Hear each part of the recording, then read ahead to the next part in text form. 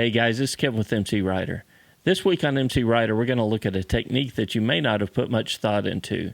That's turning a motorcycle from a stop. If you don't have this technique down, it can cause you to run wide into oncoming traffic. So this week I'll give you some tips and techniques for turning a motorcycle from a stop.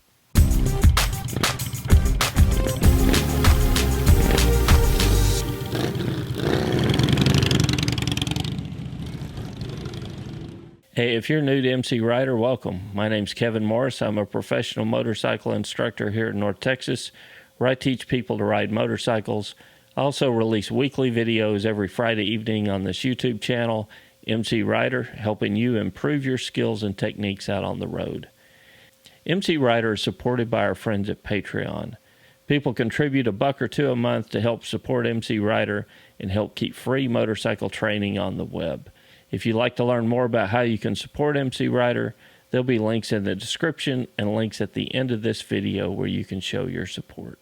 So this week we're going to get out of the garage for a little bit and we're going to get out on a parking lot. We're going to practice turning from a stop. Turning from a stop's an important technique out on the road here in the U.S. for making a right-hand turn at a stop sign, because a lot of riders can't make that sharp of a turn and they end up running wide into oncoming traffic in the other lane. So we'll practice doing turns from a stop, going to the left and to the right. So all you need to practice this exercise is an empty parking lot with some painted parking spaces. Most parking spaces are 10 feet wide. What I do is I set up at the end of one of those parking spaces, and then you're trying to make this turn within that 10-foot radius before you get to that next parking spot.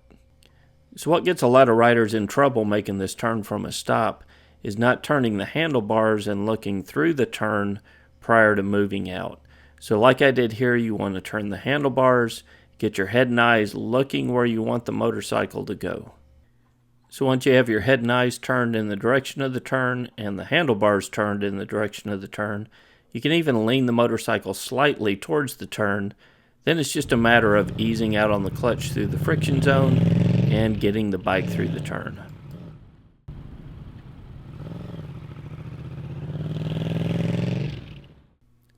The technique for making turns to the right is the same. You do see that I have my foot on the foot peg here.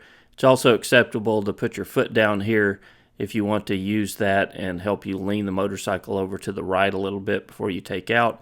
But I like to keep my foot on the foot peg and use a little bit of rear brake as I ease the clutch out through the friction zone.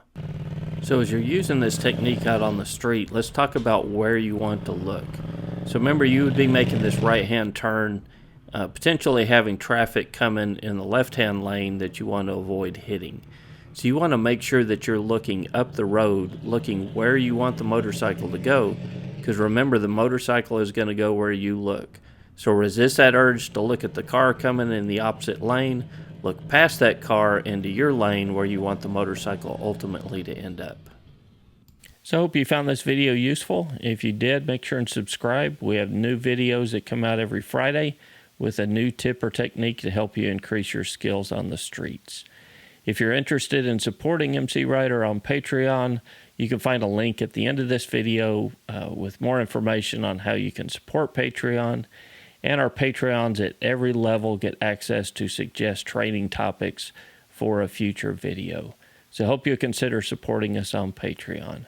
Till next week, guys, this is Kevin with MCrider, and we'll see you on the road.